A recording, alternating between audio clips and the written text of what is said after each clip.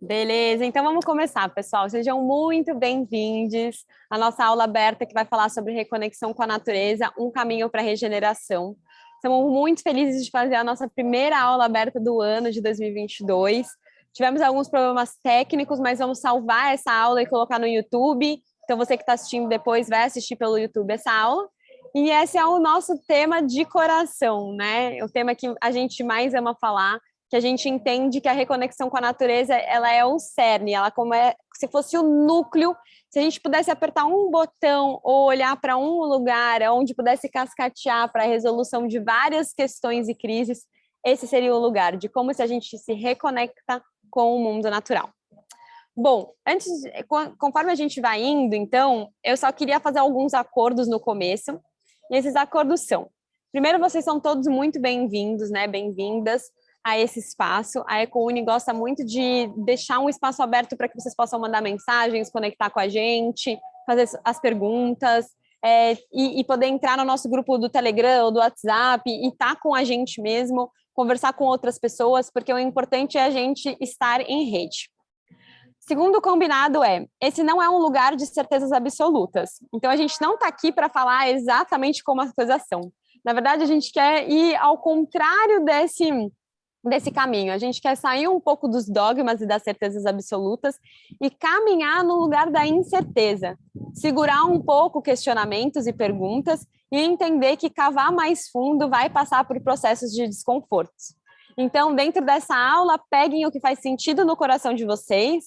O que tiver de questionamento, né, tragam, levem para outras pessoas, dialoguem sobre, porque o importante é a gente entender que a vida está sempre em movimento e não é sempre uma verdade única da qual todos nós, né, deveremos seguir. E sim entender a diversidade de visão de mundos e formas de estar aqui, né, que a gente está propondo uma delas. Então, né, as duas se combinam, a gente está aqui para questionar junto, para fazer muitas perguntas. Então, levem todo esse conteúdo como um grande ensaio do que pode vir a ser e se questionem também à volta de vocês o que é sucesso, o que é a sua história, o que é a história da sociedade como um todo, o que é o caminho, o que é a sustentabilidade, o que é a regeneração, e a gente vai falar um pouquinho sobre isso na aula de hoje também. Então, cada um, né, pode viver o que faz mais sentido para si, mas o importante é que a gente não afete negativamente o outro. Então, a gente preza aqui um lugar de que a gente tenha carinho, compaixão e acolhimento com os outros, independente da sua visão de mundo ou do que faz sentido para você, mas que não fira o próximo. Então, vamos lá. Com esses acordos combinados, a gente vai começar, então. Eu vou começar do começo. Então, né, começar com o porquê. O que está acontecendo, por que a gente está dando essa aula, por que a EcoUni existe, o que está rolando aqui que a gente veio falar com vocês. Então, eu queria contar para vocês que nós estamos vivendo um estado de emergência ecológica. E eu escolho essa palavra de emergência ecológica com uma escolha muito bem colocada, assim, não é por nenhum outro motivo, né? A gente ouve falar de mudanças climáticas, de crise climática e inúmeros outros nomes que envolvem essa época que a gente está vivendo de um colapso sistêmico, né, dos sistemas planetários. E aí aqui eu quero colocar esse nome crise ecológica porque quem está ali trabalhando com o movimento, a gente prefere colocar esse nome porque ele condiz mais com a realidade do que a gente está vivendo. Sim, o clima está mudando, ele está em crise, a gente está vendo diversos eventos acontecerem, mas, na verdade, o que está acontecendo mesmo é essa crise generalizada dos nossos ecossistemas, da ecologia como um todo. Então, a gente tem um planeta que ele é todo interconectado, todos os biomas colaboram entre si, né? Todas as espécies colaboram entre si para que o planeta exista da forma que ele existe. Inclusive para que a gente possa estar aqui. Então, essa crise ecológica, essa emergência ecológica é o estado do qual a gente se encontra, da onde a gente vê, né, acontecimentos dessa crise já despontando com muita força, e a gente já tem estudos científicos mostrando que isso vai vir ainda com mais força. Então, não é apenas sobre o clima, né, mas o clima ele é uma consequência do que a gente está fazendo com os nossos ecossistemas e com as relações ecológicas em si. Então, queria contar para vocês que mês passado, dia 28 de fevereiro, lançou a nova edição do IPCC, que é um relatório, né, sobre mudanças climáticas, pautado em ciência, revisado por cientistas, que faz parte, né, da organização da ONU. E esse novo relatório, ele já traz diversas agravantes em relação ao do ano passado. Então, cada vez mais a gente vê as mudanças climáticas com previsões científicas mais duras e mais difíceis, né? Então, a gente vê previsões, a gente já está numa temperatura generalizada, né, com aquecimento a 1,1 a mais de temperatura generalizado pelo planeta. E aí, aqui nesse gráfico, vocês conseguem ver, dentro do estudo, né, o que acontece quando a gente chegar a 1,5. Então, a gente já tem um aumento de temperatura geral no mundo a 1,1. Esse é o estado que a gente está agora, né? Se a gente for olhar esse sintoma da crise ecológica, que é a mudança climática. Quando a gente chegar a 1,5, o que vai acontecer? Né? A gente vai ter 14% de perda de biodiversidade. A gente vai ter quase 1 bilhão de pessoas em situações de seca, de insegurança alimentar, um aumento gigante dos incêndios que a gente já vem vendo muito, né? Incêndios na Austrália com muita força, incêndios no Brasil com muita força, um calor extremo em diversas localidades. A gente vê o nível do mar aumentando, a gente vê os recifes, que são as florestas marinhas, sendo as primeiras a serem afetadas, né? A gente vê quase de 70% a 90% dos corais serem afetados nessa previsão de 1,5, que a gente está muito perto de chegar, né? E, então, quando a gente olha para um movimento científico trazendo, né, essas questões para a gente, e a gente fica, nossa, como que o nosso planeta, os nossos sistemas, eles estão em desequilíbrio.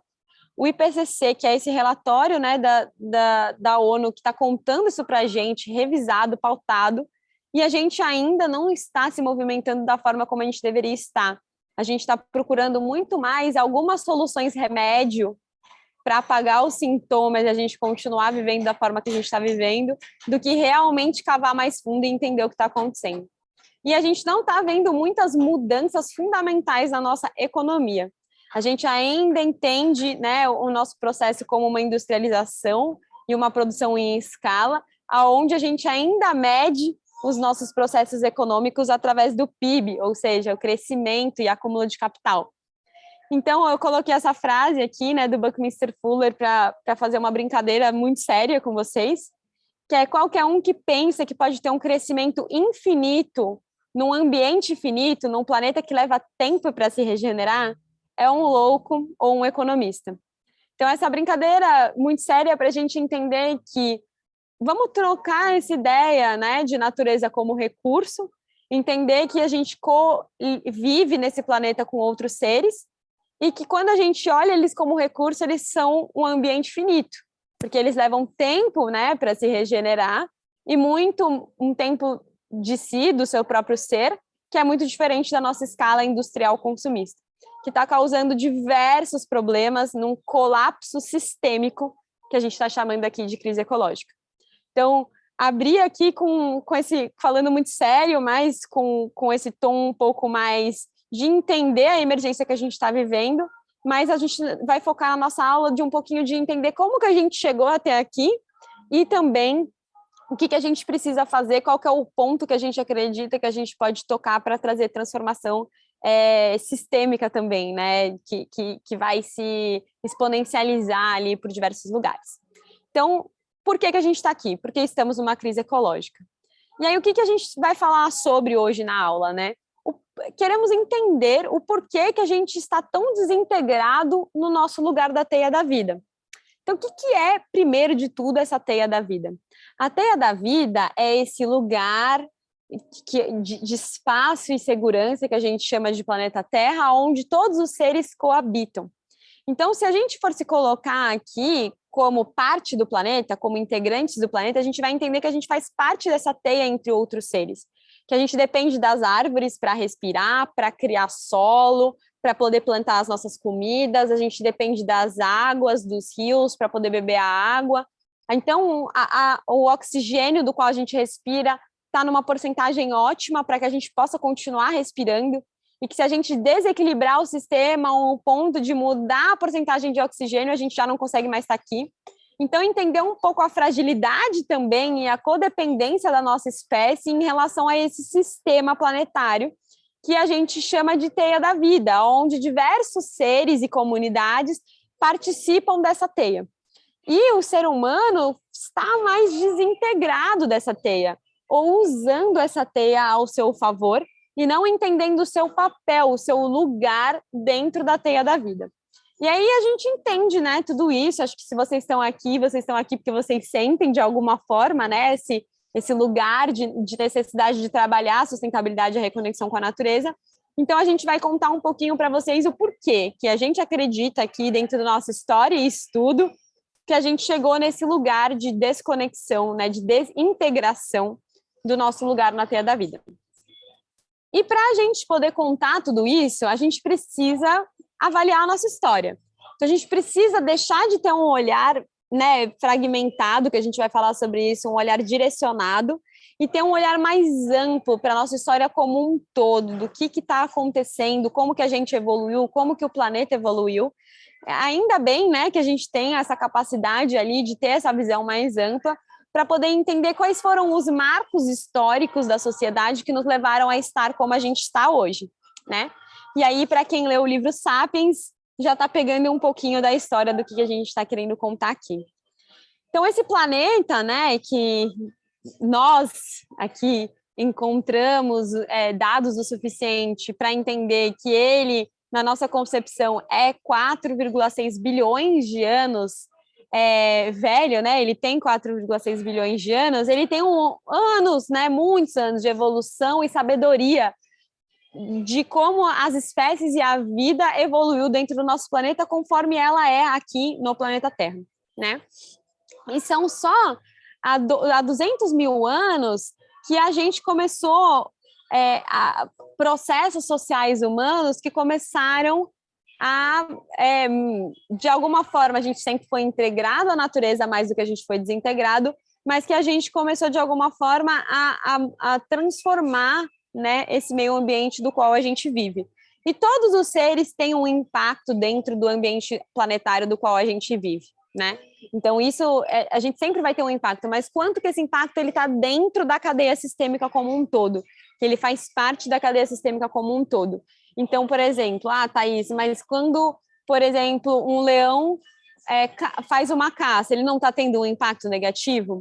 Ele está tendo um impacto dentro do lugar dele na teia da vida para manter, né, o ecossistema e todo o funcionamento sistêmico naquele lugar, naquele equilíbrio, né? Então, a gente não está falando aqui de um ser humano que não pode ter nenhum tipo de impacto, mas qual que é o impacto que nos cabe no nosso lugar da teia da vida, né? Então, nós, enquanto humanidade, tivemos alguns fatos históricos que a gente está querendo trazer aqui, que foram nos separando cada vez mais da natureza. O descobrimento do fogo, por exemplo, foi um desses processos onde a gente entendeu que existia esse elemento do qual a natureza, as árvores, os animais era dominante, né? Tinha um certo, eu podia queimar uma parte da floresta, o leão ou o tigre tinha medo desse fogo, esse fogo protegia uma certa comunidade, então o descobrimento do fogo foi um dos primeiros passos ali bem ancestrais, não digo de separação, mas de entendimento ali, onde a gente pode ser um pouco diferente do restante da natureza enquanto controle de um certo elemento. A gente traz aqui, dentro dessa linha do tempo que a gente desenhou para vocês, a revolução da agricultura, né, há 12,5 mil anos atrás, como um ponto histórico muito importante também. Então, esse ponto histórico onde a gente deixa de ser seres que andam, né, nômades, andam pela natureza, habitam um espaço, depois mudam para outro espaço, seres que recolhem da natureza o que aquele ecossistema tem para dar, e a gente começa a manipular e domesticar plantas e animais e começar a assentar em um lugar só. Então, a gente começa a criar vilas, pequenas cidades, e a gente começa a entender como as plantas funcionam, domesticar essas plantas ao nosso favor, começar a plantar e colocar muita energia nisso, né? E aí a gente começa a colocar muita energia para plantar, para colocar essas plantas ao nosso favor, para nos alimentar e domesticar também alguns animais para ajudarem a fazer esse nosso serviço.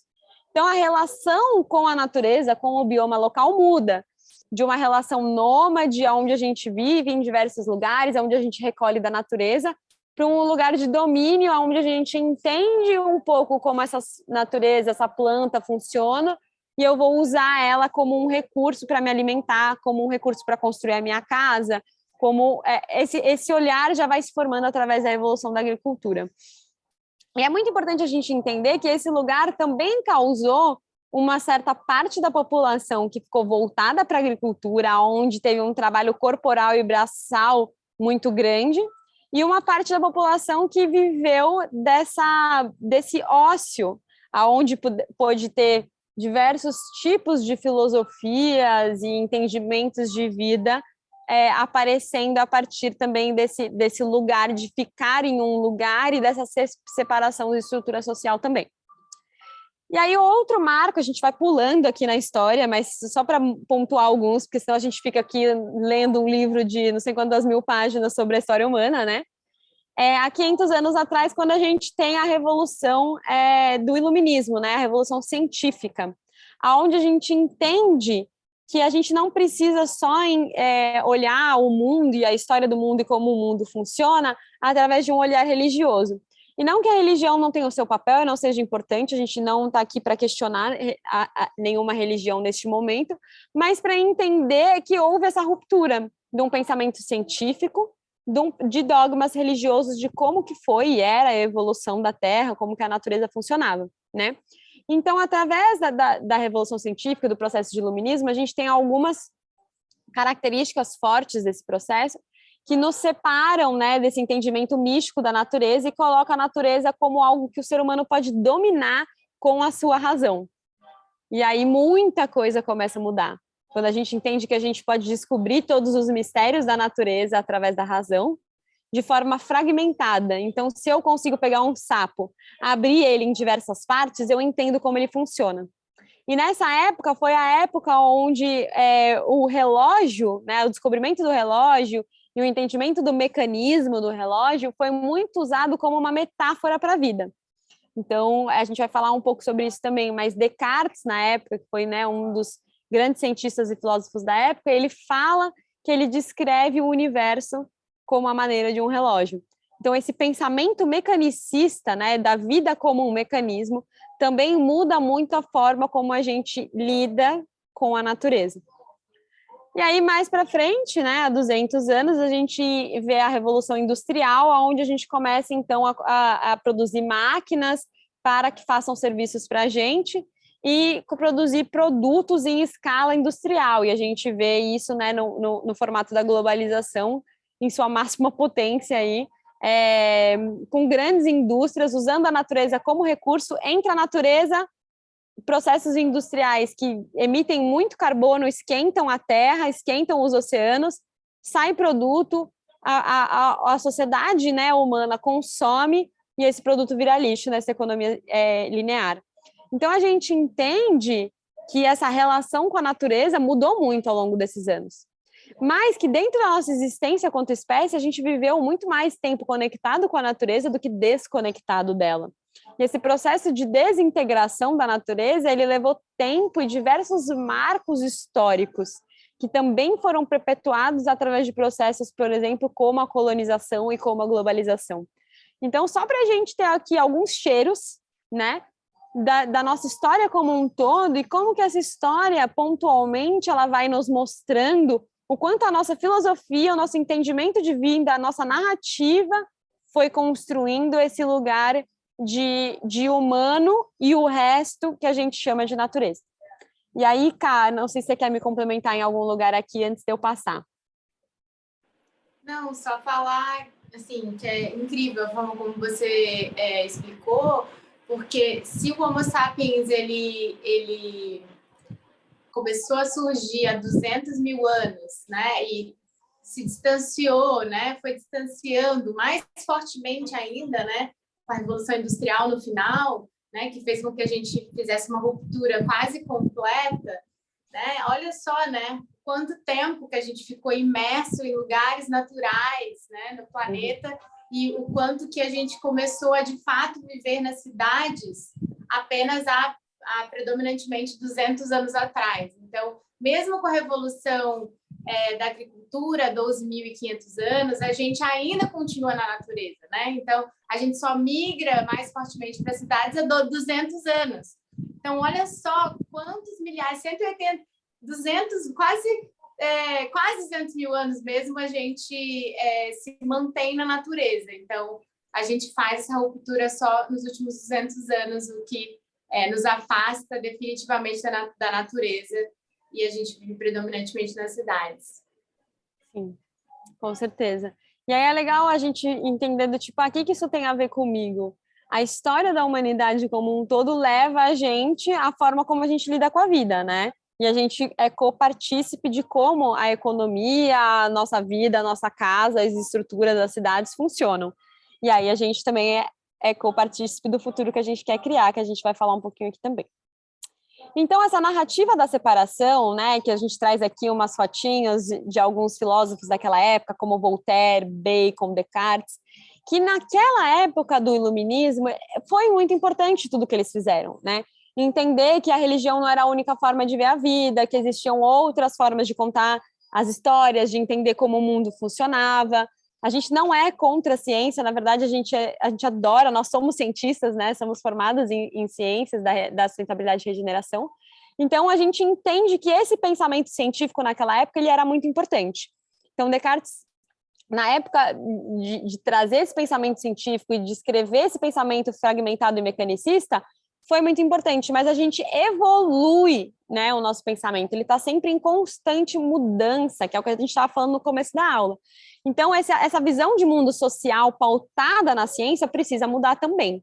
Então, a gente entende que a nossa economia é pautada na ciência, a forma como a gente se relaciona é pautada na ciência, a forma como a gente se estrutura, né, os nossos meio ambientes são pautados na ciência. Então, a gente precisa entender que a ciência está evoluindo e a nossa sociedade também precisa ir acompanhando a ciência, por exemplo, né, com estudos de mudanças climáticas, sistemas planetários, interconexão planetária e tantas outras ciências que vêm mostrar para a gente a história da interconexão e não mais a história da separação, que é essa história que ainda, né, é perpetuada muito, né, a gente vê através do colonialismo, uma história diferente, por exemplo, de histórias originárias aqui do Brasil, né? Então, essa narrativa da separação, da competição e do crescimento infinito, a gente está chamando aqui de narrativa todo esse contexto, esse tecido social do que é a vida, como ela funciona, como a gente deve agir. Então, por exemplo, vamos pegar exemplos de como a narrativa da separação está na nossa vida. Muitos de nós moram em apartamentos, por exemplo. São caixas separadas, onde diversas famílias e pessoas moram separadas uma das outras. Você, por exemplo, muitas vezes não conhece seus vizinhos, as pessoas com qual você mora, ou alguns, mas não conhece todos. Né? Existe uma separação entre nós e as pessoas que moram do nosso lado, que numa história ancestral, numa cultura indígena, por exemplo, não existe. Você conhece as pessoas que moram ao seu lado, você conhece a comunidade qual está com você, né? Muitas vezes você não conhece o sistema de resíduos, né, que existe no seu prédio ou na rua onde você mora, porque existe essa separação muito grande entre o que o sistema cuida para você e a gente nem olha. Muitas vezes a gente vai no supermercado e compra um produto que a separação é tão forte entre nós e o que a gente está consumindo que a gente não sabe a história daquele produto. Como ele foi produzido, de onde ele veio, se teve agrotóxico, se não teve, quem foi que produziu, né? Então, é muito importante a gente entender que a separação ela está no nosso dia a dia. E a separação, ela gera essa história de competição, né? Então, quando a gente entende que a gente está integrado um com o outro, a história da competição já não faz muito mais sentido. Que a gente entende que se eu estou aqui pela existência do outro e o outro faz parte e colabora para a minha existência, se a gente colaborar, vai ser muito melhor do que a gente competir. Porque os dois vão sair perdendo se a gente competir a longo prazo, né? Então, a história da competição, ela também está presente dentro de nós. Ela está presente no mercado, a gente tem um mercado altamente competitivo, empresas competem entre si em vez de colaborar. Como seria se as empresas colaborassem em vez de competir, trocassem recursos? Se o capital não fosse o objetivo, o lucro não fosse o objetivo, né, da nossa economia, como seria uma economia pautada em felicidade, por exemplo, que nem o sistema de avaliação econômica do Butão, por exemplo. Então, é muito interessante a gente entender como a separação, a competição e o crescimento infinito estão dentro de nós, na nossa visão de mundo agora, né? Visão de crescimento infinito. Pô, eu preciso subir na minha carreira, preciso crescer, quanto dinheiro eu vou ganhar, qual que é a minha história de sucesso, né? Tudo isso também é pautado na história do crescimento infinito. E aí tem uma frase de Bacon, né, da época do Iluminismo, para a gente também entender um pouquinho o que estava na literatura e nas pessoas que dominavam o pensamento culto daquela época, né, que se estende nas escolas até hoje. Quem não estudou Voltaire nas escolas e Descartes na escola, né? Eu estudei. Então, aqui ele fala, né, nós deveríamos esforçar para estabelecer e estender o poder do domínio da raça humana sobre o universo. Quantos de nós ainda pensa assim, né? Que a gente precisa domesticar a natureza, que o mundo selvagem é muito feroz e que a gente precisa de civilização.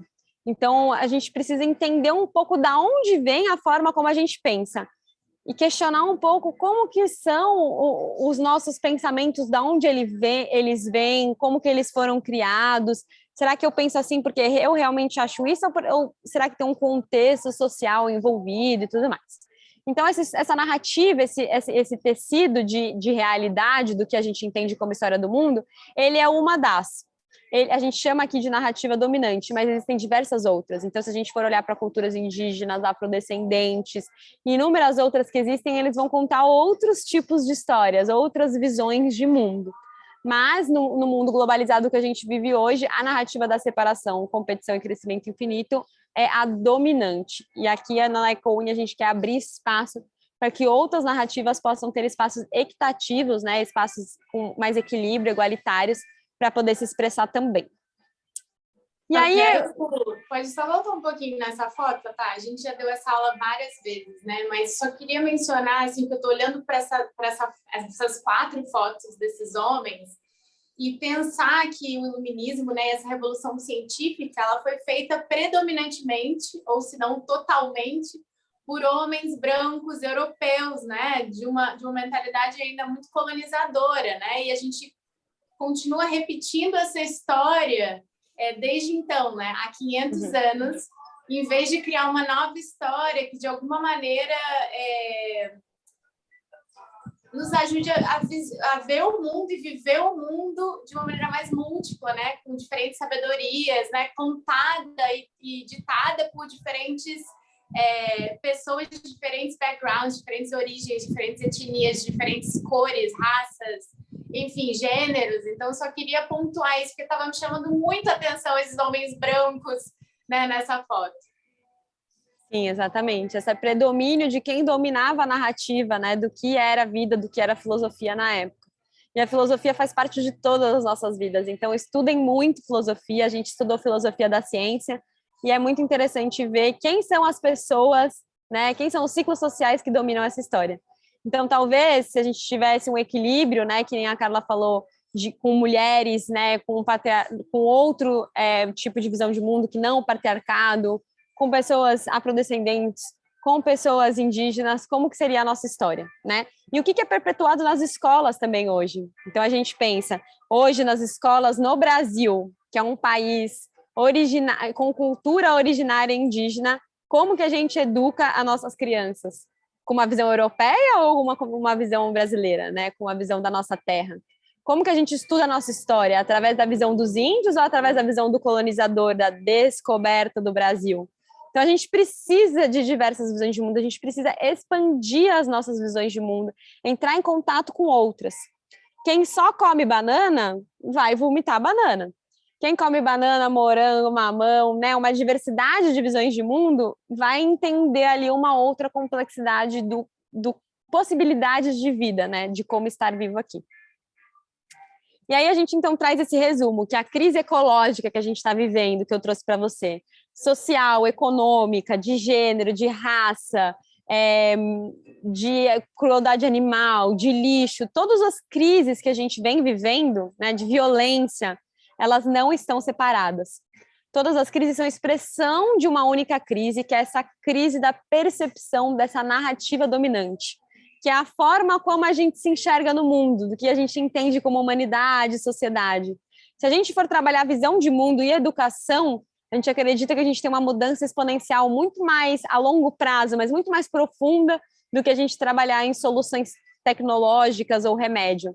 Que a questão, a raiz da questão do que a gente está vivendo aqui é uma raiz de filosofia de presença de mundo, de narrativa, de como que a gente se enxerga no mundo e do que a gente perpetua como história para nós enquanto humanidade.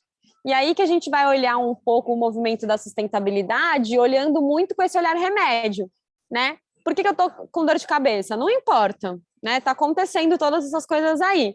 Vou tomar um Tilenol e vai melhorar aqui e a gente continua o desenvolvimento sustentável, né? Com uma relação 0 a 0 à natureza. A regeneração, esse caminho para a regeneração que a gente está chamando vocês, né? Através da conexão com a natureza que a gente vai falar, ele vai olhar para falar, não, calma, como que a natureza se comporta? Pô, na natureza são ciclos de abundância, então a gente precisa não ficar no 0 a 0, a gente precisa ficar no ganha, ganha, ganha. Como que a gente vai entrar nos ciclos de abundância saindo dos ciclos de escassez que a gente vive hoje? Mudando como é a nossa presença, nos reintegrando à natureza. Então, tudo está interconectado. Não podemos mudar uma parte sem afetar o todo. E aí a visão mecanicista e fragmentada, ela vai ser muito questionada aqui, né? Do tipo, beleza, se eu cortar um sapo no meio e pegar as suas partes, eu consigo entender o que é um sapo, mas eu não consigo colocar o sapo de volta e fazer ele viver. Ele não é uma máquina, né? Ele é um organismo vivo. Algo que existia ali no sapo, do qual a gente não entende, chamado vida, se foi. Então, é a mesma coisa que a gente falar assim, o meu fígado, que é uma parte de mim, vai entender o todo, o que é ser Thaís. Não sei se o meu fígado tem esse entendimento do todo do que é ser eu, né? Essa parte, esse conjunto, né? A gente é mais do que soma das partes. Aqui, na história da vida, 1 mais 1 não é igual a 2, né? Então, essa soma de todos os meus órgãos, dos meus tecidos, mais a minha mente, e o que a gente quiser chamar de espírito, espiritualidade, não, o que eu sou é mais do que essa soma das partes físicas contáveis, né? E tudo que eu faço, né? Tudo que meu fígado faz afeta o meu corpo inteiro sistemicamente, tudo que eu faço afeta o sistema planetário e a teia da vida como um todo. Então, só para a gente ir cada vez mais expandindo. Então, pensa que a gente está te dando um óculos para você enxergar a vida assim, mais aberta, que nem a gente pega a foto e a gente tira e faz um zoom out, assim, né? Tira o zoom e consegue ver um pouco mais com outras cores o que está à nossa volta. E aí, por mais que a gente esteja trazendo tudo isso para vocês, a gente vive esse movimento de negação da modernidade, do que a gente chama do mundo moderno, né? Dessas histórias de sucesso, dessas histórias de industriais, dessas histórias de ganância, de consumo, de vida feliz através do consumo, de busca da felicidade e não aceitação dos ciclos, de querer sempre ter morango e não entender que o morango nem é uma fruta do Brasil, né? E como que a gente nega o envolvimento com essa crise ecológica? E aí a gente traz um trabalho muito bonito dos nossos parceiros do coletivo Rumo a Futuro Decoloniais, honrando aqui a presença do estudo deles, que é um estudo junto com comunidades indígenas, tanto no Canadá quanto no Brasil, chamada Teia das 5 Curas.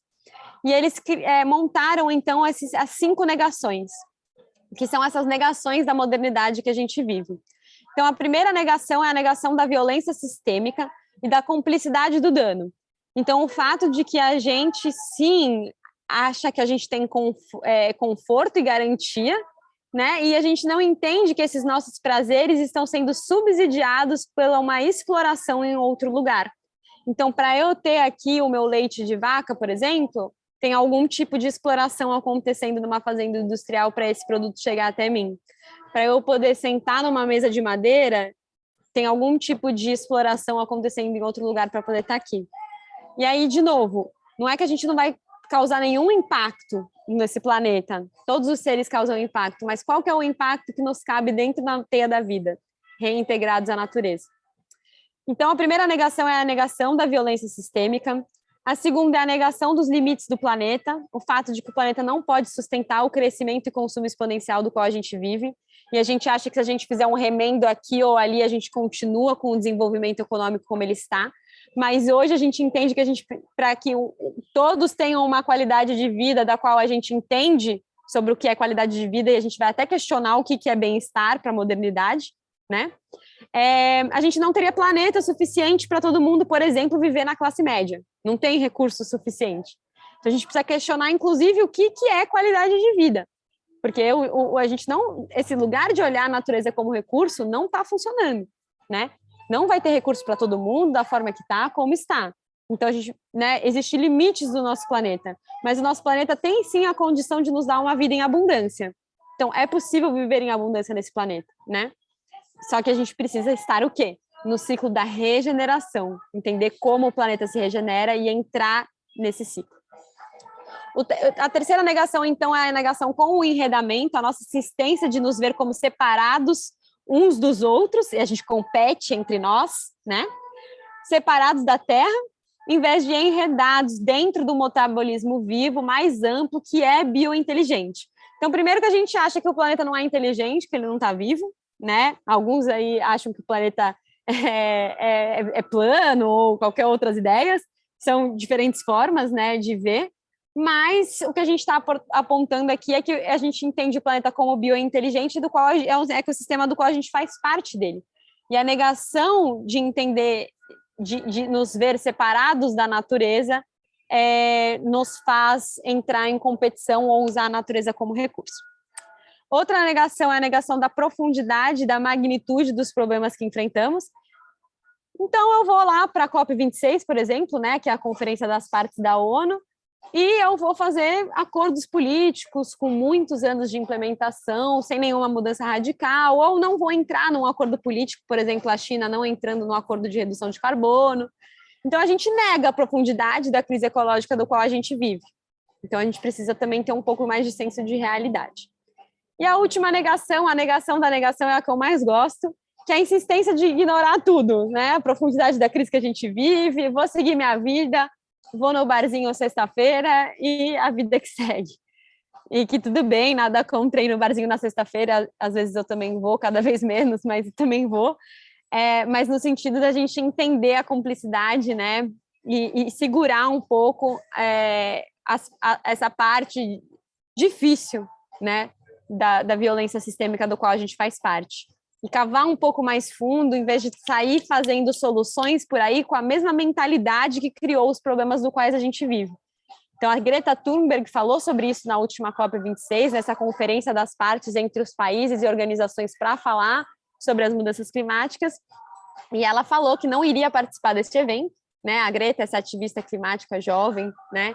Sueca, maravilhosa, que traz essa percepção de que a gente não mudar a forma como a gente pensa, essa forma mecanicista competitiva, de crescimento infinito, como que a gente vai criar novas soluções? A gente precisa mudar a raiz de como que a gente pensa. A gente precisa mudar a raiz do que está acontecendo. Para aí a gente criar soluções verdadeiramente inovadoras. Porque senão a gente só vai colocar um remédio aqui e ali e a causa da doença vai continuar mesmo.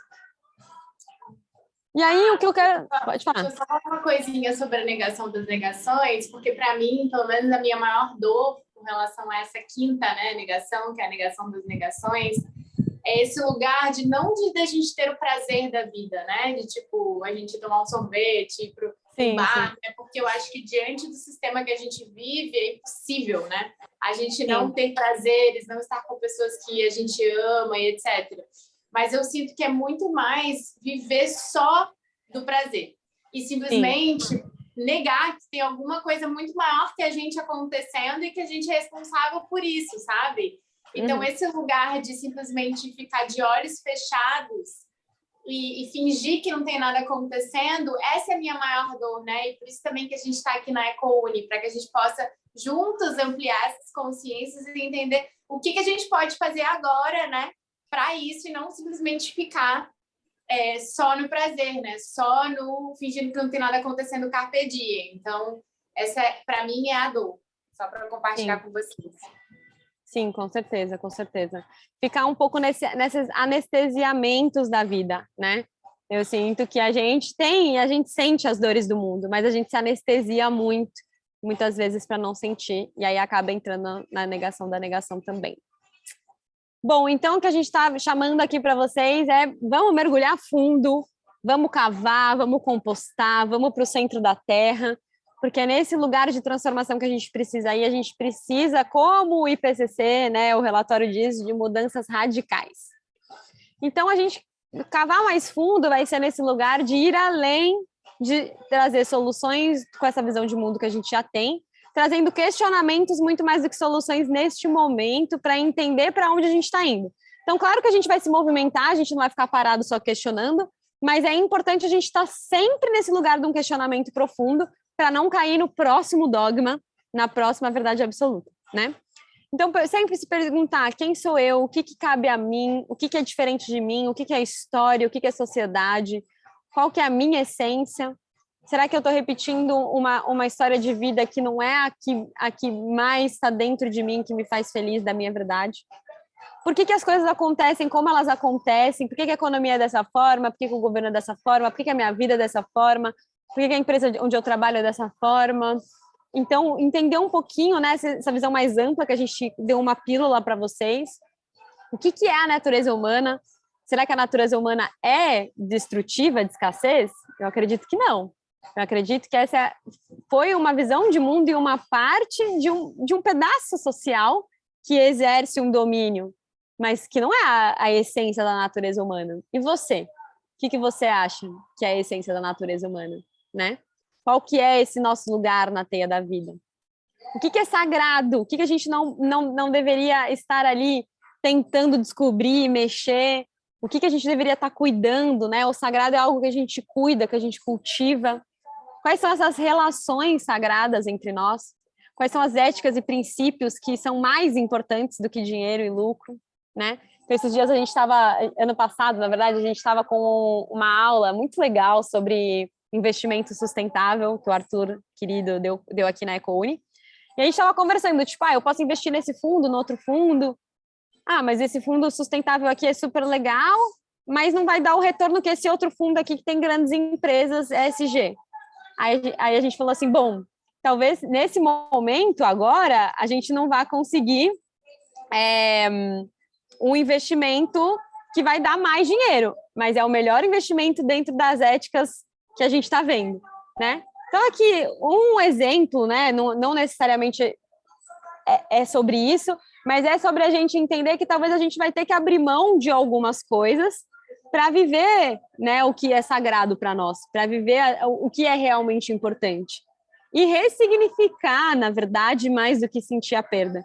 Então, por exemplo, hoje eu tenho diversos processos do quais eu julgo que causam um impacto positivo no planeta, que no começo foram difíceis de se transformar, mas que hoje eu vejo muito mais prazer em estar nesse lugar, porque é muito mais sagrado para mim estar nesse lugar, né?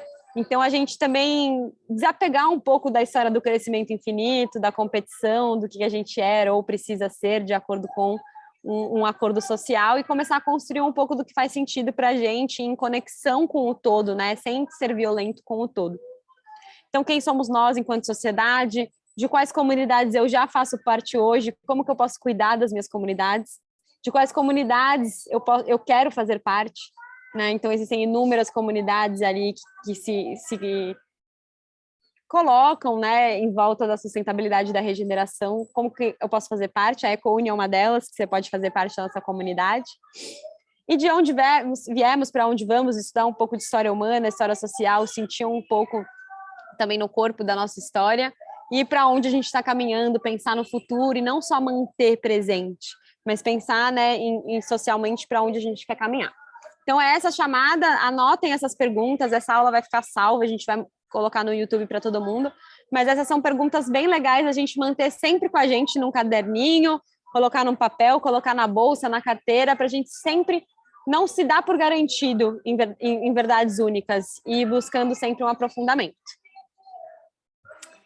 E aí, eu quero chamar vocês para a gente começar a fazer essa transformação da era das desintegrações, né? Então, a gente vive essa era de desintegrado. E aí, por que a gente escolhe essa palavra desintegração? Porque conectado a gente está. Sempre estamos e sempre vamos estar. Nós fazemos parte desse planeta. A gente depende das árvores, das plantas, do solo, da água, do ar, do oceano para estar vivo. Então, essa conexão, ela é real, ela existe, por mais que a gente não a enxergue ou não a valorize da forma como ela está. Não entenda o seu valor sistêmico. Mas a gente está desintegrado porque a gente deixou de estar integrado dentro desse nosso lugar na teia da vida. Então, a gente esqueceu de olhar para nós mesmos, né? Quantos de nós esquecem de nós mesmos, de entender o que a gente veio fazer aqui, quem sou eu, o que sou eu desdomesticado, sem os meus condicionamentos sociais. A gente se desconectou da nossa comunidade, dos nossos vizinhos, do nosso bairro, das nossas famílias estendidas, né? Quem são as pessoas à minha volta, quem são as pessoas que estão trabalhando comigo para fazer o mesmo propósito no mundo, um trabalho independente de retorno financeiro, um trabalho de vida. E nós nos desconectamos da nossa comunidade, que também está desconectada do planeta, de como o planeta funciona, de quem que é a Terra, né? A gente não precisa todo mundo estudar biologia para saber como a natureza funciona, né? Se a gente se reconectar a ela, a gente vai saber, às vezes, muito mais do que academicamente. Mas esse interesse pelo planeta e pelos seus ciclos é muito importante, que a gente faz parte. É a mesma coisa de se interessar por como a sua casa funciona. Como que a sua casa está lá, como que ela funciona, como que entra água, entra lixo, sai lixo, quais são os sistemas, como que seu corpo funciona, né? O que entra, o que sai, como é que é o ar que você respira. Esse interesse pela vida como um todo. Desculpa. Então, a era das desintegrações é essa era da separação que a gente vive. E aí a gente quer chamar vocês para um outro movimento, um movimento de reintegração, de reconexão, de regeneração. Porque ancestralmente a gente sabe, dentro da nossa memória ancestral, como era estar conectado com a natureza. A gente precisa voltar para o passado? Não. Mas como que a gente pega todos os aprendizados da modernidade e leva para um futuro de reintegração, né? E aí eu vou passar para cá para ela continuar contando um pouquinho que tipo de reintegração aqui a gente está falando. Obrigada, tá? Eu trouxe essa foto, que provavelmente é uma imagem que vocês já viram, né, em outros momentos, é uma imagem muito clássica, mas que, para mim, ela é muito impactante, né? Porque todas as reflexões que a traz, né, de como que a gente pode, de alguma maneira, olhar para o nosso impacto, começar a fazer diferente, ela tem que ser adicionado como que a gente volta para a natureza também, como que a gente volta a sentir essa conexão com a natureza e relembrar que somos natureza de alguma maneira. E nesse momento a gente está do lado esquerdo, né? Aí nessa fotinho, que é a pirâmide. A gente está se colocando ainda acima de todos os seres, né? Então os seres das plantas, os animais, a água, né? As montanhas, nós olhamos para elas agora como se elas têm que nos servir, né? Como se elas fossem apenas um recurso e como se nós fôssemos de alguma maneira superior. E a ideia, assim, que a gente fala quando a gente volta a estar na teia da vida é justamente voltar a olhar para nós como parte de um ecossistema, né? O ser humano é só apenas um ser dentro desse ecossistema do planeta Terra que já estamos todos, né, de alguma maneira, pela teia da vida, conectados, né? A teia, ela não se rompe, mesmo que a gente não enxergue ela, ou não olhe para ela, ou não sinta ela, né? A gente esteja desintegrado dela, mas ela não deixa de existir. Então, como que a gente faz para entrar nesse processo do ciclo natural da vida e sentir que a gente faz parte de novo desse ecossistema, sentir que somos natureza, sentir que tantos outros seres têm tem outras potências, mas a mesma importância, o mesmo valor intrínseco, assim como o ser humano, independente da capacidade útil que eles tenham para a gente. Independente se eles vão ser um recurso ou não. Como que a gente sai desse lugar de olhar para os outros seres como recurso e enxerga eles como co-participantes, familiares, né, nessa grande teia da vida. E aí quero trazer, pode passar, Datá, uma fala do Ailton Krenak aqui na EcoUni. A gente adora o Ailton, vocês devem conhecer, né? Um indígena maravilhoso que tem cada vez mais trazido, né, essa visão indígena, a visão dos diferentes povos indígenas e relembrando a gente, né, dessa reconexão com a natureza e conseguindo fazer essa ponte para que os ocidentais possam escutar, né? Então, acho que esse é um grande passo que o Elton está dando, se aproximando da gente mais, né? E ele fala, a grande diferença que existe do pensamento dos índios e do pensamento dos brancos é que os brancos acham que o ambiente é recurso natural, ou seja, que a natureza é recurso natural. Como se fosse um almoxarifado, você vai lá e você tira as coisas, tira as coisas, tira as coisas. Para o pensamento do índio, se é que existe algum lugar onde você pode transitar por ele, é um lugar que você tem que pisar suavemente, andar com cuidado, porque ele está cheio de outras presenças. Então, tem uma certa sutileza aí em voltar a enxergar os outros seres, né? Que a gente parou, né, de enxergá-los, de ver que eles existem, a não ser que seja num produto dentro da nossa prateleira, talvez, né? Então, pode passar, Tatá. Os nossos ancestrais...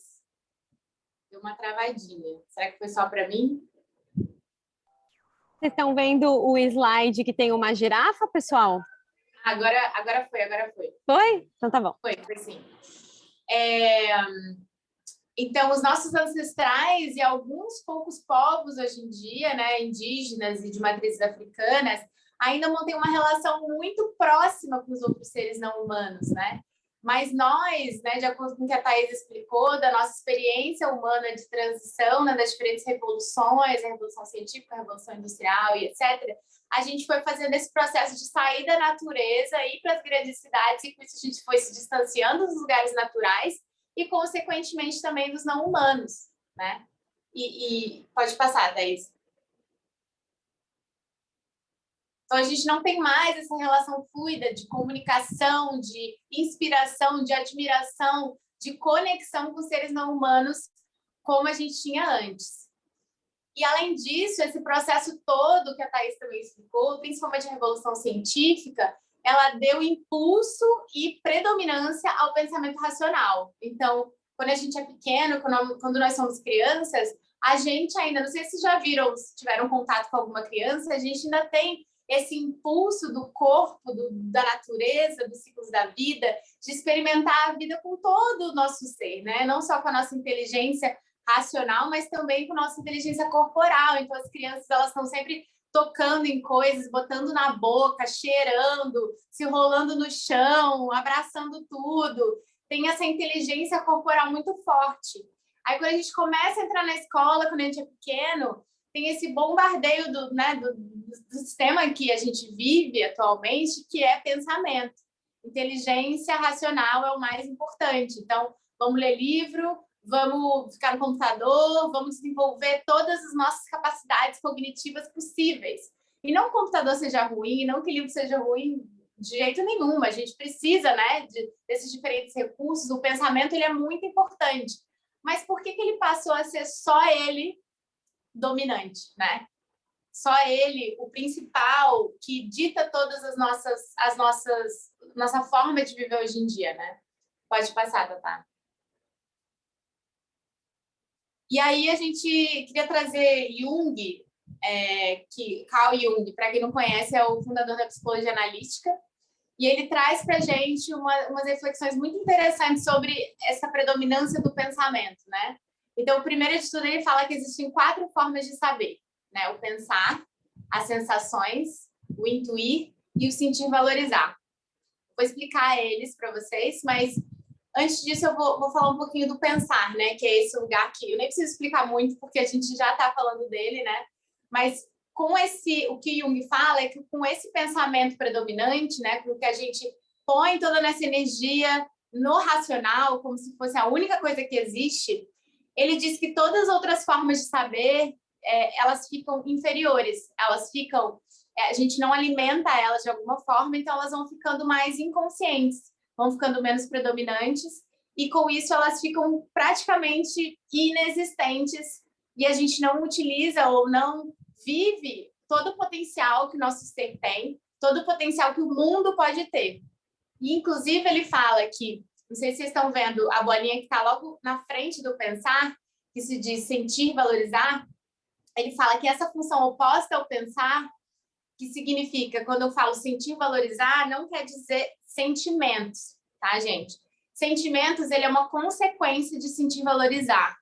Então, o sentir, valorizar que o Jung fala aqui é muito mais esse lugar de ter a capacidade de sentir e valorizar o valor intrínseco nas coisas e em todos os seres. Então, vou dar um exemplo. Quando eu tô triste, ou com muita coisa na cabeça, muito estressada, eu tenho esse impulso de passear na natureza, de passear numa floresta, de ir para o mar. E aí, de repente, quando eu estou nessa floresta, de repente, eu vejo vários pássaros juntos, cantando de alguma maneira, interagindo entre si. Alguma coisa dentro do meu ser sente aquela beleza de estar ali, de ver aquela floresta incrível, de ouvir aqueles passarinhos, e eu sinto o valor intrínseco da natureza naquele momento. Assim também acontece quando eu vou para o mar. Eu não sei como é que é para vocês, né? Cada um funciona de uma maneira diferente, mas eu também, quando eu vou para o mar e vejo aquele infinito, eu sinto a imensidão do mar e consigo sentir que existem coisas muito maiores do que o meu próprio ser. Consigo enxergar e sentir e valorizar o valor intrínseco do mar. Então, o que Jung fala é que esse sentir e valorizar é muito desse lugar de conseguir sentir e valorizar os diferentes seres que existem aqui. Valorizar a gente, né, como ser também, mas valorizar os outros seres humanos, não humanos e o planeta. E aí, o que acontece? Quando a gente foca só no pensar, o sentir e valorizar, ele fica muito, muito inconsciente. A gente tem muito mais dificuldade de sentir e valorizar o valor intrínseco dos diferentes seres que coabitam esse planeta com a gente. Então, ele fala, né, que a única maneira da gente, de alguma forma, voltar a sentir esse valor intrínseco e sentir, valorizar esses outros seres focando também nessa função. E não é à toa, né, gente, que a gente está tão, que nem a Thaís falou no início, né, a gente está vivendo essas crises, que a gente está vivendo todos esses problemas que estão acontecendo, das mudanças climáticas, de todos esses impactos ambientais que a gente está vivendo, né? A gente não consegue mais, não é tão fácil para a gente, como sociedade, sentir e valorizar a natureza mais. E aí, o que ele fala? Pode passar, Thaís, por favor. Que a única forma da gente fazer esse caminho, né, do pensar predominante, que não é deixar de pensar, tá, gente? É continuar pensando, mas não só focar no pensamento, e também voltar a sentir e valorizar a natureza, ele fala que é por meio das outras duas formas de saber, que é a maneira mais fácil, digamos assim, a menos sofrida, porque quando a gente está tão afastado do sentir e valorizar, fica muito mais difícil de fazer esse processo de volta, de sentir de novo a natureza.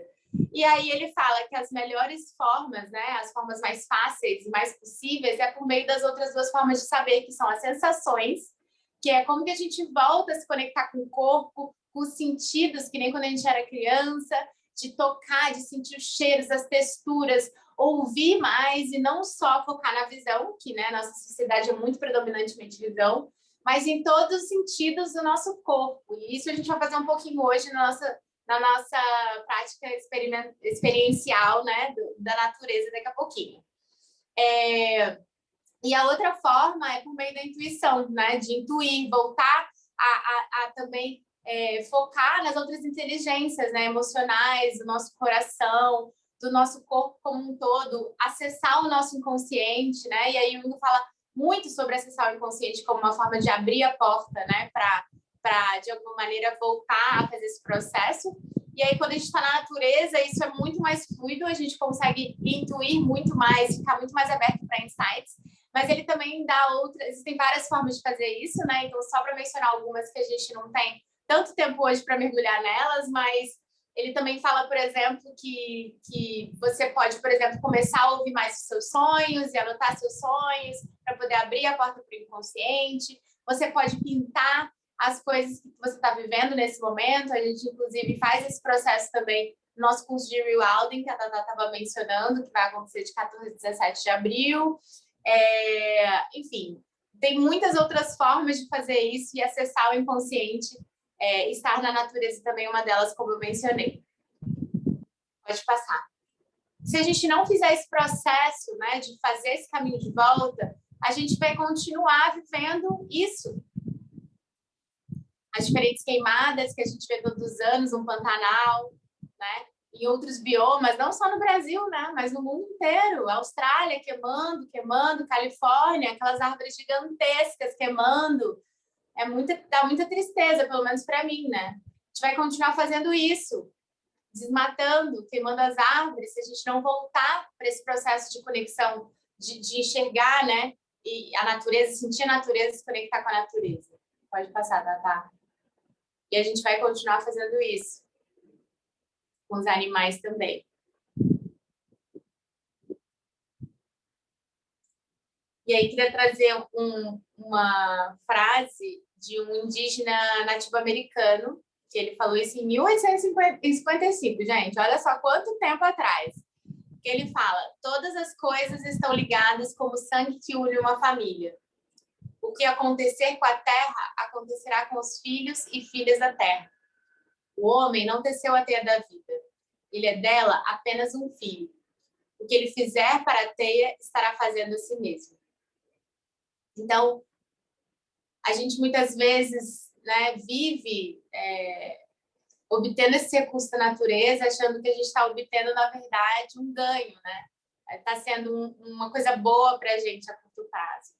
Só que o Chief Seattle, ele vem para a gente e fala que não, que na verdade isso é uma ilusão, que pode ser que a curto prazo a gente possa sentir esse prazer momentâneo, esse conforto momentâneo de estar suprindo uma suposta necessidade, só que, na verdade, o impacto que está acontecendo por trás é muito maior, porque estamos todos ligados pela teia da vida. Então, se a gente faz alguma coisa com outros animais, com outras plantas, com o planeta, a gente está fazendo a nós mesmos.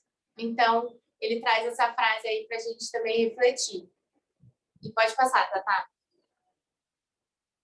E aí, só queria relembrar, para a gente, né, ir finalizando a parte teórica e para a parte prática, a frase, né? A frase tema da nossa aula de hoje, que é reconexão com a natureza, um caminho para a regeneração. E esse lugar da regeneração, que a Thaís até mencionou, ele é muito desse lugar de como que a gente regenera, né? As nossas vidas, a nossa forma de estar no mundo, as nossas relações, regenera o planeta, né? Como que a gente faz esse processo? E a gente acredita fortemente aqui na EcoUni que o primeiro passo para fazer isso é justamente voltando para a natureza, justamente começando esses passos de se reaproximar da natureza para que a gente possa voltar aos poucos a sentir, valorizá-la e possa fazer esse caminho de volta, de sentir que somos natureza, somos parte da teia da vida e assim é muito mais fácil da gente conseguir regenerar, porque a gente vai sentir profundamente a importância de regenerar, porque a gente faz parte, né, dessa regeneração, a gente faz parte dessa teia da vida. E como a gente aqui também sempre fala muito na EcoUni, que a gente não gosta só de ficar no pensamento, né, porque agora a gente estava muito nessa parte teórica de ativar o pensamento, a gente gosta sempre aqui na EcoUni, de todas as nossas aulas, a gente equilibrar de alguma forma, né, a prática e a teoria. Então, para essa aula, a gente achou que seria muito importante a gente já começar agora a botar em prática isso, de voltar a fazer esse processo, né, de voltar para a natureza de alguma forma. Então, eu queria propor para a gente, eu não sei se a Thaís quer falar alguma coisa antes da gente ir para a parte prática, se você quiser também parar de compartilhar isso. Boa. Não sei se você quer falar alguma coisa, Thaís, antes da gente ir para a parte prática, ou posso já começar? Não, podemos ir. Bom, espero que vocês tenham gostado um pouco da parte teórica. E agora, o que eu queria dizer é que o curso de rewilding que a gente vai dar agora em abril e tudo que a gente está fazendo aqui é para isso que a Carla falou, né? Para a gente voltar para se sentir valorizar. Porque é só quando a gente se apaixona de verdade por esse planeta que a gente vai mover todos os nossas inteligências para cuidar de tudo que está à nossa volta. Então, esse lugar é um lugar muito importante e a nossa crítica um pouco, né, ao movimento que a gente fala, vamos salvar o planeta, ou o movimento da sustentabilidade, do qual a gente adora e faz parte, né, mas que sempre tem um lado que a gente precisa olhar mais profundo, e é esse lado, né, a gente está se conectando com a natureza, a gente está entendendo a natureza, a gente está fazendo isso por quê? Então, eu estou muito feliz aqui de poder compartilhar com vocês e a Carla poder guiar um pouco dessa experiência prática, porque é isso, não é só blá blá blá, a gente vai colocar em ação também a parte mais importante, que é esse voltar a se apaixonar pelo planeta, e a partir daí pode ter certeza que as soluções vêm. Isso aí, tá, isso aí. Então vamos nessa. Então, o primeiro exercício, né, o primeiro convite que eu vou fazer para vocês é um convite sensorial, então eu vou guiar vocês por esse convite. E a ideia nesse início é que você encontre um lugar confortável, você não precisa, né, ficar com a câmera ligada, eu sei que tem algumas pessoas aqui com a gente. Pode ser sentado, deitado, como você se sentir mais confortável. Não tem certo e errado nesses convites que a gente vai fazer, tá? Segue seu corpo, segue sua intuição.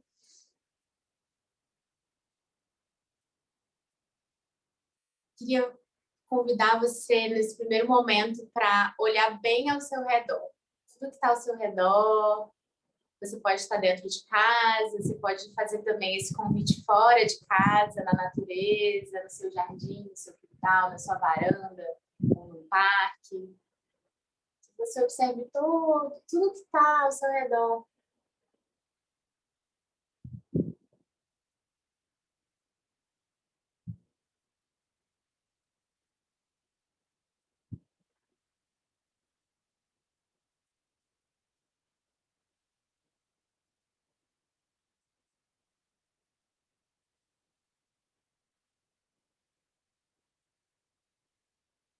Quando você se sentir pronta, pronto, eu te convido a fechar os olhos,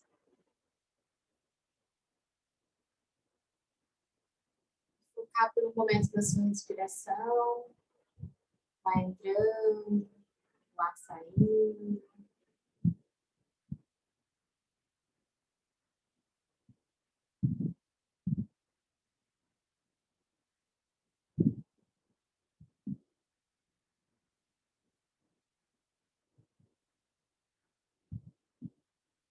Sentindo o seu corpo na cadeira, no chão, onde você estiver.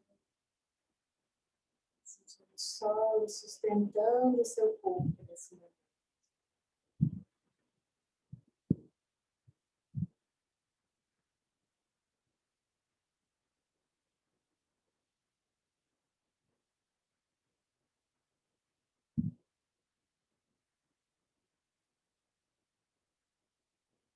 Vou te convidar agora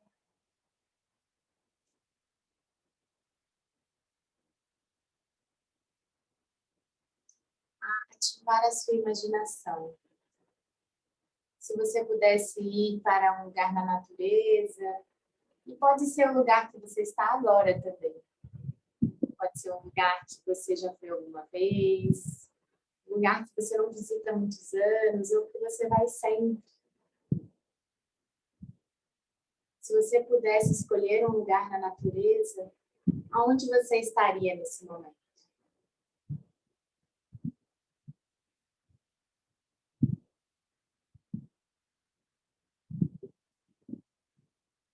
Se é uma praia, uma cachoeira, um rio, uma floresta, um parque, te chamar. Te convido a ir até este lugar nesse momento.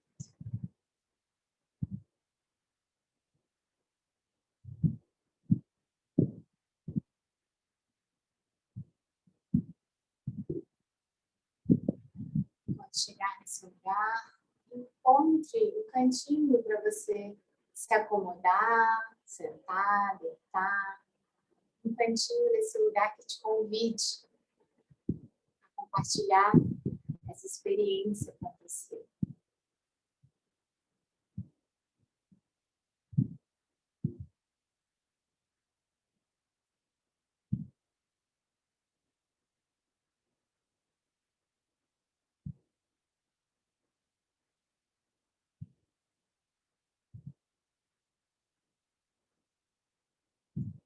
Agora, eu te convido a passar a sua atenção para os seus ouvidos. Quais são os sons que estão mais próximos do seu corpo nesse momento?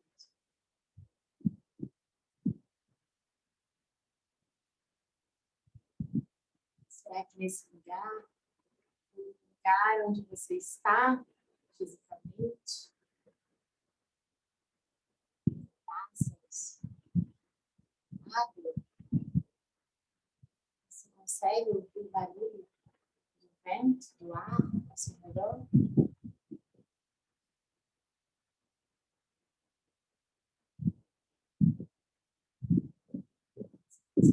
Plantas se movendo, pessoas falando.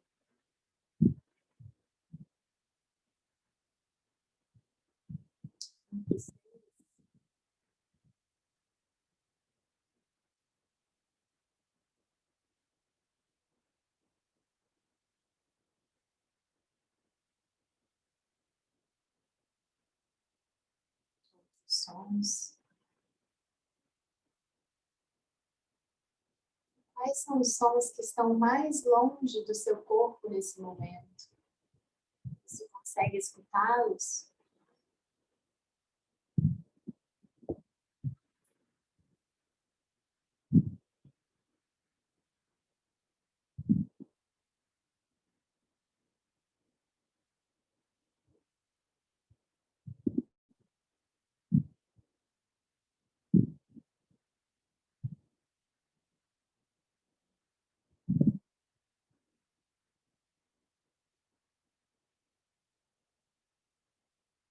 Quero te convidar a passar a sua atenção para o seu nariz. Quais são os cheiros que tem no seu entorno, que você consegue sentir no seu entorno? Se quiser, você pode entortar um pouquinho sua cabeça para trás e farejar os cheiros como os animais selvagens fazem.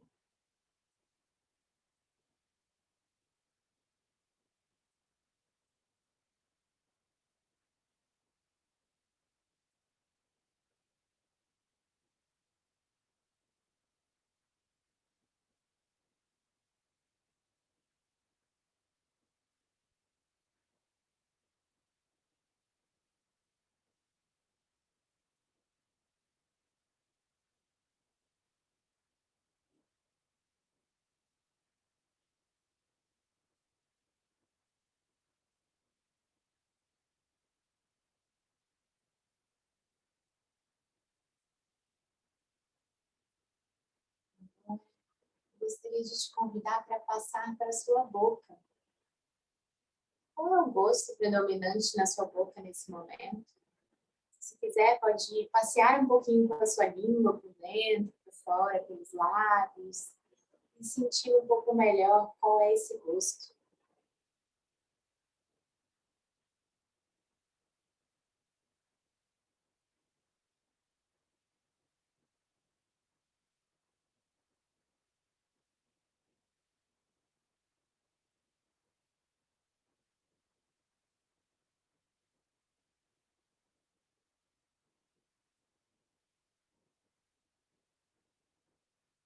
Qual será o gosto desse lugar na natureza onde você está? Se quiser, pode botar sua língua para fora para poder sentir melhor. Ou então, chupar o ar, como a gente faz quando a gente está usando um canudinho.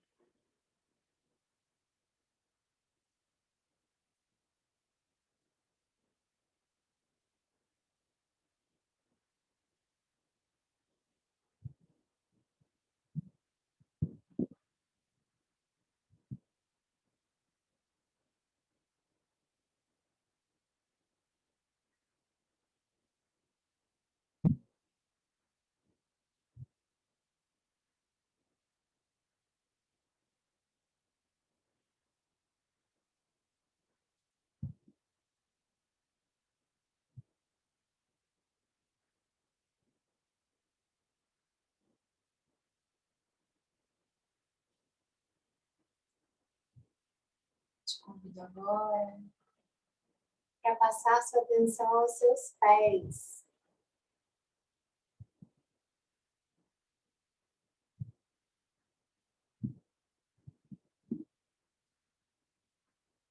Imaginar que raízes estão saindo dos seus pés, do seu corpo nesse momento.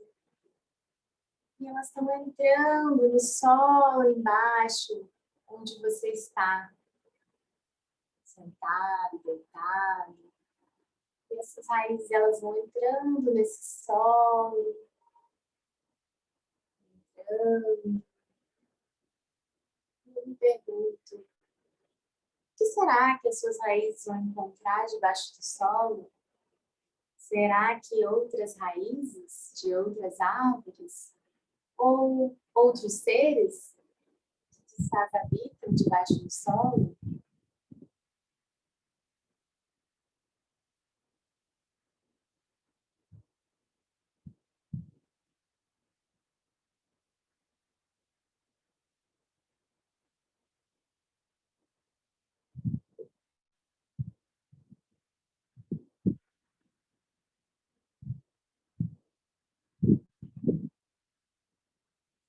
Aos poucos você começa a trocar nutrientes com essas outras raízes, com esses outros seres.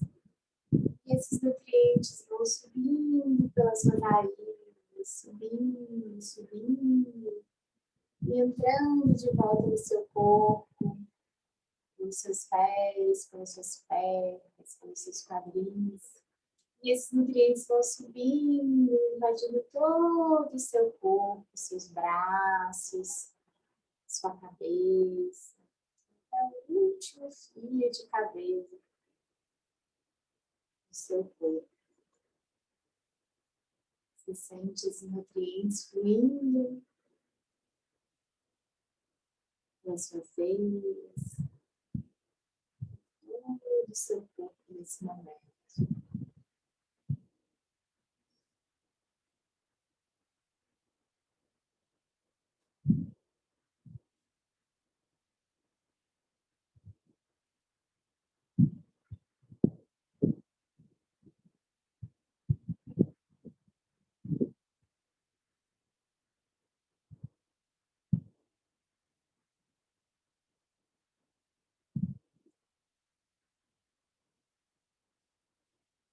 Te convido agora a passar sua atenção para suas mãos, estendê-las na frente do seu corpo.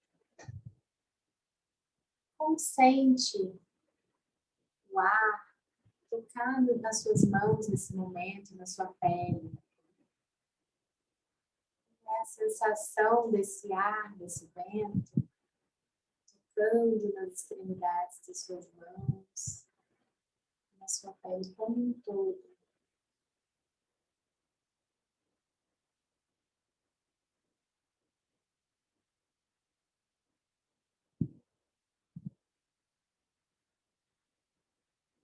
Se puder, pode ir também aproximando lentamente uma mão da outra, sentindo esse ar diminuir entre as suas mãos. Que você sinta o toque dos dedos de uma mão nos dedos da outra mão.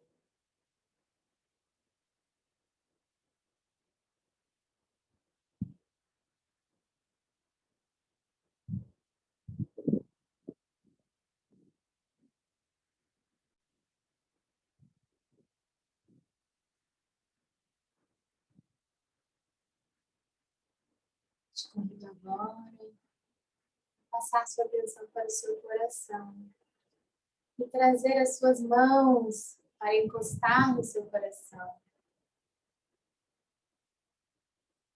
Você consegue senti-lo palpitar dentro de você?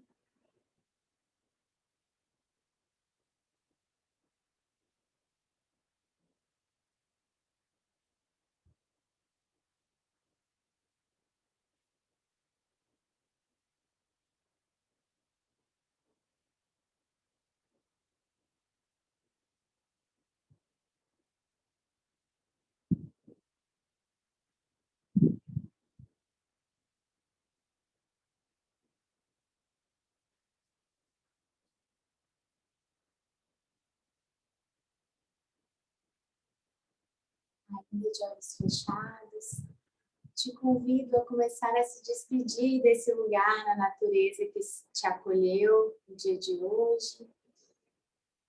E aos poucos ir voltando para o lugar presente, onde você está aqui nessa aula.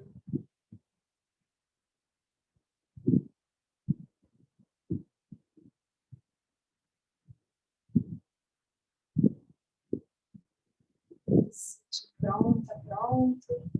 Eu te convido para abrir os olhos e enxergar, olhar novamente ao seu redor, como se fosse uma pintura que alguém que te ama muito pintou para você. Lembrando que tudo que você está olhando nesse momento, esses seres também, podem estar olhando de volta para você.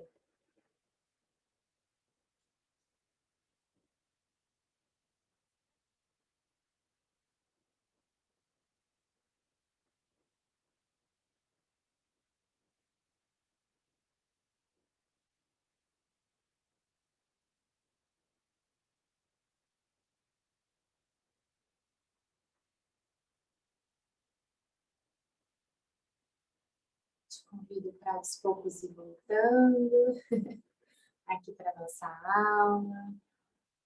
E se você, enfim, quiser comentar alguma coisa no nosso chat aqui, tanto no YouTube como aqui no Zoom, que a gente está fazendo aqui agora, comentar talvez o que está vivo para você, fique à vontade, a gente vai adorar ler.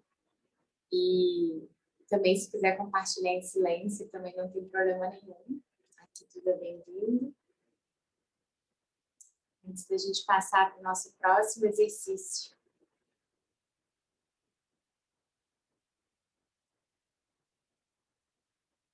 Diana, você ainda não consegue me ouvir? Mais alguém não está conseguindo me ouvir? A gente te escuta, sim. É que no meio do exercício estava um pouquinho ruim, o áudio estava baixinho. Ah, tá. Mas deu para ouvir, gente, alguma coisa? Vocês querem comentar? Eu ouvi bem.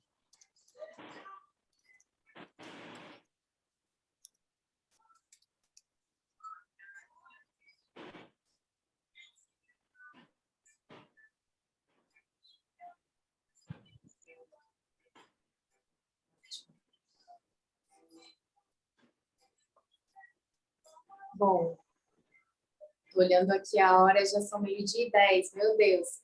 Que tal, então, se ao invés de a gente fazer esse exercício juntos, agora, nesse momento, que eu sei que também vocês têm outros compromissos e tudo mais, eu deixo um convite para casa, para vocês fazerem em casa, quando vocês tiverem um tempinho, depois vocês podem mandar uma mensagem para a gente, contando como foi, a gente vai adorar ouvir.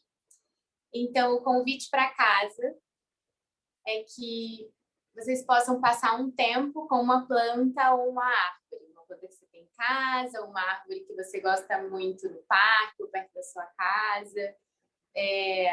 Né, como os nossos ancestrais, eles costumavam passar tempo na natureza, ter essa relação, né, com os outros seres não humanos, essa comunicação com os seres não humanos.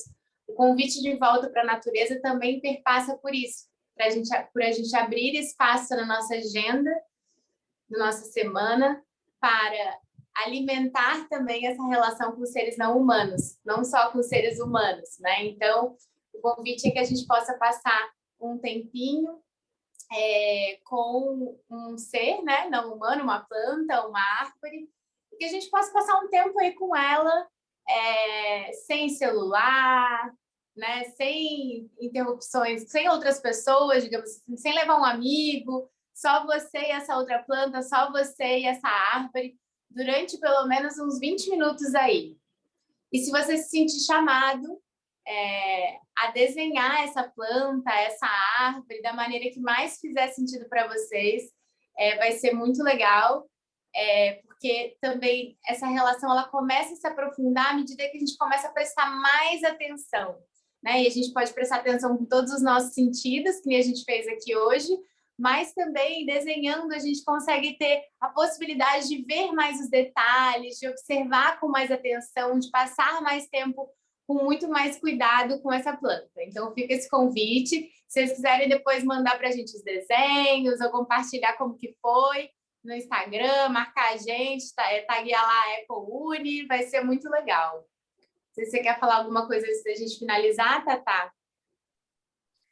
Bom, eu acho que a nossa ideia hoje, então, era trazer um pouquinho dessa visão do porquê que a conexão com a natureza é algo tão importante para a gente transformar as crises das quais a gente está vivendo racionalmente e entender que isso vai passar por um processo intuitivo de sentidos, né? A meditação que a Carla guiou a gente aqui, ativando os nossos sentidos, fechando os nossos olhos, entrando para dentro, ativando a nossa intuição e conexão com o todo, que é um processo, né, muito diferente do qual a gente está acostumado, que vai abaixar um pouco o racional e olhar para outros processos, e que ele é muito importante de ser incluído dentro, né, desse lugar de olhar para as crises e tentar fazer um ensaio de um novo mundo no qual a gente deseja viver.